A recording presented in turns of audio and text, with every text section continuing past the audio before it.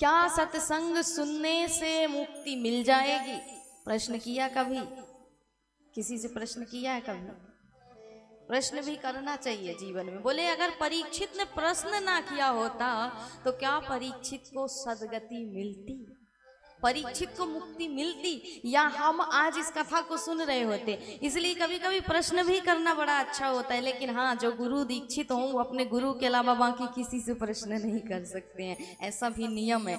तो जो दीक्षित हो वो सिर्फ अपने गुरु से ही अपने संशय को मिटा सकता है। इसलिए जिनके गुरु नहीं है तो वो किसी से भी प्रश्न कर सकते हैं। अगर मन में कोई प्रश्न हो, संशय हो तो माना जाता है कि प्रश्न करना भी जीवन में आपको मुक्ति दिलाता है, मोक्ष दिलाता है, आपका मार्ग प्रशस्त करता है भक्ति का। इसलिए प्रश्न उत्कृष्ट होने चाहिए, निकृष्ट नहीं होने चाहिए, उच्च होने चाहिए। और जब आप प्रश्न करो तो योग्य व्यक्ति से करो। अगर सुखदेव जी से परीक्षित ने प्रश्न नहीं किया होता तो परीक्षित को मुक्ति नहीं मिलती 7 दिनों में महाराज। इसलिए प्रश्न करना भी बड़ा जरूरी है महाराज। तो कहा जाता है कि क्या सत्संग करने से मुक्ति मिलेगी? मिलेगी महाराज। किसी अर्जुन ने कहा कृष्ण से कि गोविंद ये बताओ, सत्संग करने से यदि मुक्ति मिलती है, सत्संग सुनने से यदि तर जाते हैं तो सत्संग में आने वाला पापी भी तर जाएगा, सत्संग में आने वाला भक्त भी तर जाएगा। तो सत्संग से यदि दोनों को मुक्ति मिल रही है तो फिर क्या सत्संग धर्मी व्यक्ति को भी सुनना जरूरी है? आखिर वो धर्म कर्म तो कर रहा है, तो क्या दोनों को सुनना जरूरी है? पापी बस सुन ले तो उसकी मुक्ति हो जाएगी? क्या सत्संग से दोनों को मुक्ति मिलती है? तो दोनों को सत्संग सुनना जरूरी है।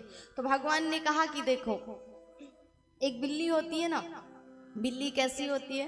बोले उसी मुख से बिल्ली शिकार करती है, उसी मुख से बिल्ली अपने बच्चे को पकड़ती है। लेकिन जब शिकार करती है तो शिकार जिंदा नहीं बचता है बिल्ली का, उसे मार ही डालती है। लेकिन उसी मुख से जब अपने बच्चे को पकड़ती है तो कितने ध्यान पूर्वक पकड़ती है महाराज के बच्चे को एक खरोंच भी नहीं आता। उसी प्रकार है सत्संग कि ये जीवन जो है, कर्म का जो चक्र है वो परिणाम तो सबको देगा, जो परिणाम मिलेगा भक्त को भी और जो भक्त नहीं है उसको भी। लेकिन सत्संग करने से क्या होता है? बोले जीवन में धीरे धीरे धीरे धीरे आपके जो पाप हैं वो कटने लगते हैं, और आपका जो पाप का आप जो भोग भोगते हैं वो बड़ा ही निर्मल और साधारण हो जाता है। अर्थात जटिल पाप को भी भगवान धीरे धीरे आपके सत्संग करने से उसे आसानी से काट देते हैं और आपको पता भी नहीं चलता है।